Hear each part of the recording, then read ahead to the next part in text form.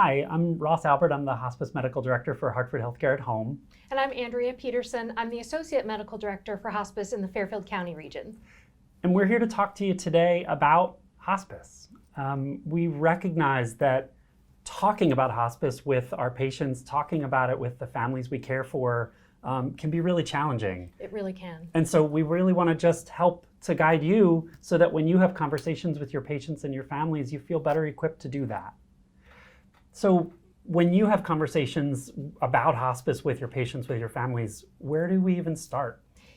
I think, Ross, for me, one of the most important things is to really understand what does the patient and their family really know or understand about what's been happening, about the disease process or the illness trajectory. We find out sometimes kind of this goals of care conversation is almost the first time the family has had a chance to sit down with one person and really go through everything, kind of the big picture that's really been going on. So starting with understanding even before you get into talking about hospice or even anything else. Absolutely, because I think it's really important for us to know where the patient is coming from, where the family is coming from, and being able to all start on a shared level of understanding. Yeah, and when I've done that, I know what I've tried to do is to ask people just simply, what have you been hearing about your health? What have you been hearing about your illness? Because we know that so many people that we're caring for have not just one doctor, but might have a whole team of people they care for. And one thing I often do is to let people know that we are often communicating with their other doctors or providers by saying, you know, I've read the notes or I've talked to your oncologist, but I'd love to hear from your perspective what you understand has been going on or what your cancer doctor has told you, something like that. That makes sense. When you've had those conversations, when you get some understanding from the person, how do you get at understanding their goals? Where do you start there? I think that's really about also understanding who the patient is and how they've lived their life and what their values are. That's really important to me. How have you started that? You know, I generally think about a collection of maybe just 3 or 4 questions that really help me a lot. Like you said, I start with just understanding. So what have you been hearing? What do you understand about your illness? I think beyond that, honestly, it's pretty straightforward in my mind to start with things like big picture things. What are you hoping for? I think if we understand what people are hoping for, we can understand why they're making the choices they are. What are you worried about? I think is another really important question that we don't ask enough. And then I think the last piece of it is, you know, what are you willing to go through to get to what you're hoping for? I think that last piece is also so important because even though palliative care conversations and hospice conversations have come so far in the US in the last decade or so, sometimes patients and families still don't really know that they don't have to go through all the invasive care, that there might be another option for them. So even bringing up that possibility is sometimes new for patients and families. Definitely, and I think that's the key. We hear as clinicians the person who says to us, my hope and my goal might be to be at home as much as possible, to avoid hospital stays, to get extra support for my family. And we know that might fit the picture of hospice. And it feels like that's the opportunity to say, you know, I'm hearing you say all those things, and the way we might be able to help is by including hospice in your care. I think, have you had a similar experience? Absolutely. Yeah. You know, I think when we talk about hospice, we're generally talking 2 parts. We're talking about their goals, and we're also talking about people's prognosis. We know that hospice, you know, patients who are electing, families who are electing for hospice are electing to forego aggressive therapies or hospital stays.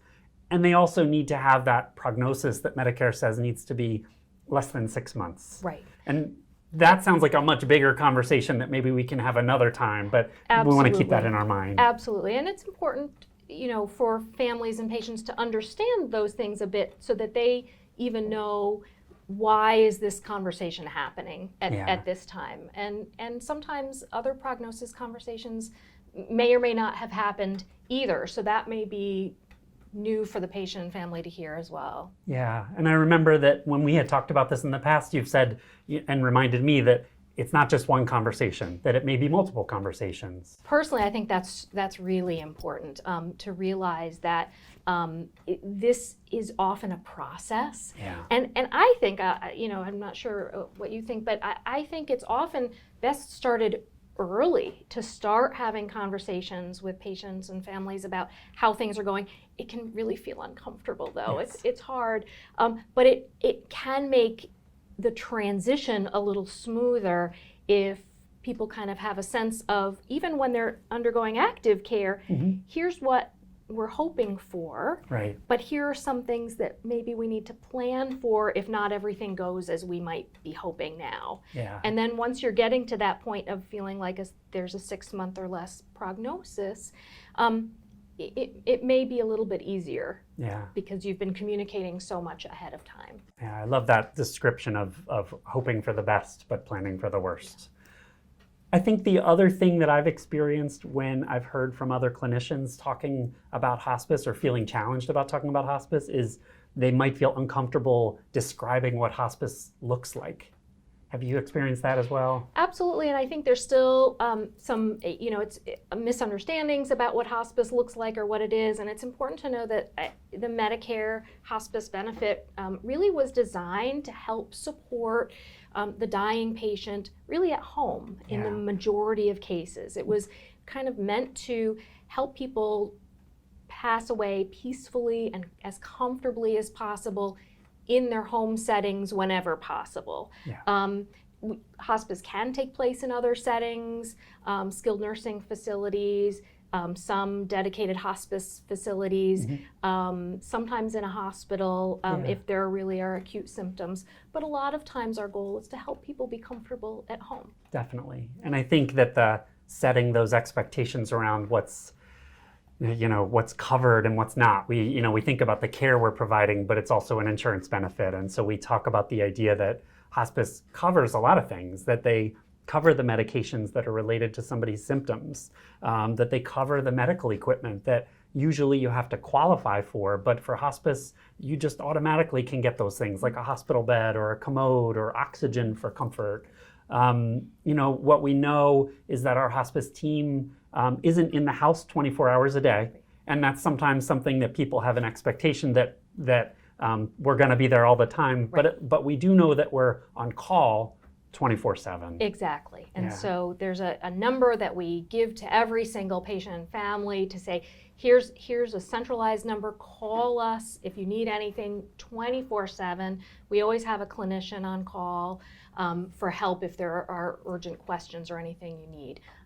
But I think you're right. Sometimes there's an expectation that there will be a nurse in the house 24/7, and unfortunately, that's not the case about what Medicare is providing. Yeah. The other thing that I sometimes hear that's just an important thing to think about from our own perspective as clinicians who care about our patients and our families, that we've gotten to know them, is sometimes people worry that when you get hospice involved, that you, the physician, don't get to stay involved. But that's not the case either. It's really not the case with our system. Our system really is structured to try to support the primary clinician in helping patients pass away as comfortably and with as high a quality of life for the time that they have left as possible. So we really view, I think, ourselves as medical directors as being support, helping provide information, but that our system tries to preserve that important relationship, because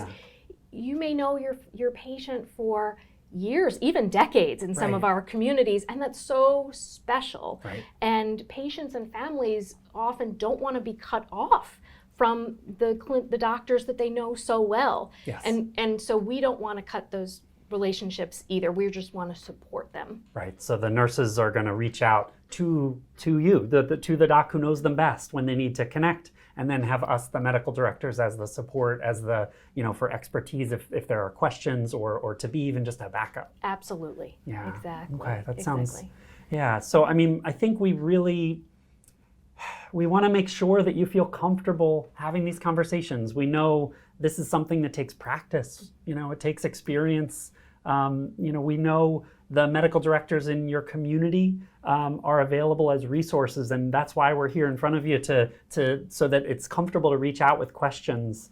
But we're here as a resource. We're here to talk. We're here with questions. Absolutely. And that can be before your patient is enrolled in hospice as well. If you have questions about, I'm thinking maybe my patient is appropriate for hospice, but I wanted to run it by someone, or how would you think about this, this patient and what they're going through, we're happy to, get those calls or meet with you and talk things through. Yeah, excellent. Well, we hope this has been helpful to you to start the conversation. And like we said, start it early and have multiple conversations with your patients, with your families, to help support them through their care.